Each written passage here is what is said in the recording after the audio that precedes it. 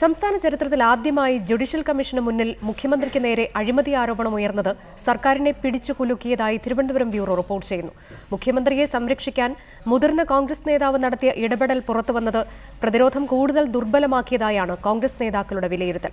അഴിമതി ആരോപണം പരസ്യമാക്കിയത് മുഖ്യമന്ത്രിക്ക് നേരെ അന്വേഷണം അനിവാര്യമാക്കുമെന്ന് നിയമവൃത്തങ്ങൾ ചൂണ്ടിക്കാട്ടുന്നു. പ്രതിസന്ധി ഘട്ടങ്ങളിലെല്ലാം ഉമ്മൻചാണ്ടി പിതൃതുല്യനെന്ന് വിശേഷിപ്പിച്ച് രക്ഷയ്ക്കെത്താറുള്ള സരിത എസ് നായരിൽ നിന്നും ഈ അടി മുഖ്യമന്ത്രിയും സർക്കാരും പ്രതീക്ഷിച്ചതല്ല. പുറത്തുവന്ന വാർത്തകൾക്കെല്ലാം അപ്പുറം മുഖ്യമന്ത്രിക്ക് പണം നൽകിയെന്ന കടുത്ത ആരോപണമാണ് സരിത ഉന്നയിച്ചത്. തട്ടിപ്പുകാരുടെ മൊഴിയെന്ന് പറഞ്ഞ് തട്ടിയകറ്റാൻ മുഖ്യൻ ശ്രമിച്ചെങ്കിലും തമ്പാനൂർ രവിയുടെ ടെലിഫോൺ സംഭാഷണം റിപ്പോർട്ടർ പുറത്തുവിട്ടത് പ്രതിരോധത്തിന്റെ ശക്തി ചോർത്തി.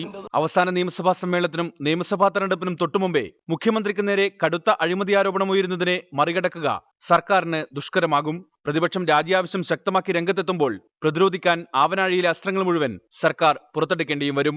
സരിത പുറത്തിറങ്ങിയ ശേഷം മൊഴി മാധ്യമങ്ങൾക്ക് മുന്നിൽ ഉന്നയിച്ചത് നിയമപരമായ വെല്ലുവിളി കൂടി ഉമ്മൻചാണ്ടിക്ക് ഉയർത്തുന്നു. മൊഴി ചൂണ്ടിക്കാട്ടി കേസെടുക്കാൻ ആവശ്യപ്പെട്ട് ആരെങ്കിലും കോടതിയെയോ വിജിലൻസിനെയോ സമീപിച്ചാൽ അത് പുതിയ പ്രതിസന്ധിക്കിടയാക്കും. ബാർക്കോഴ പോലെ സർക്കാരിനെയും മുഖ്യമന്ത്രിയെയും കുഴക്കുന്ന ഒന്നായി സരിതയുടെ ആരോപണവും മാറിയേക്കാമെന്നാണ് നിയമവിദഗ്ധർ ചൂണ്ടിക്കാട്ടുന്നത്. ബാർ കേസിൽ കെ ബാബുവിന്റെ രാജിക്ക് പിന്നാലെയാണ് സോളാറിലെ പുതിയ ആരോപണം. പാറ്റൂർ, ടൈറ്റാനിയം ബാർ കേസുകൾ എന്നിവ ഇപ്പോഴും കോടതിയിൽ നിലനിൽക്കുന്നു. ഒപ്പം തെരഞ്ഞെടുപ്പിന് മുമ്പ് സോളാർ കമ്മീഷൻ റിപ്പോർട്ടും വെളിച്ചം കണ്ടേക്കും. ഇതിനെയെല്ലാം മറികടക്കാൻ സർക്കാരിന് ലാവ്ലിൻ മാത്രം മതിയാകുമോ എന്ന ചോദ്യമാണ് രാഷ്ട്രീയ കേരളത്തിന്റെ ഭാവി നിർണ്ണയിക്കുക. റിപ്പോർട്ടർ, തിരുവനന്തപുരം.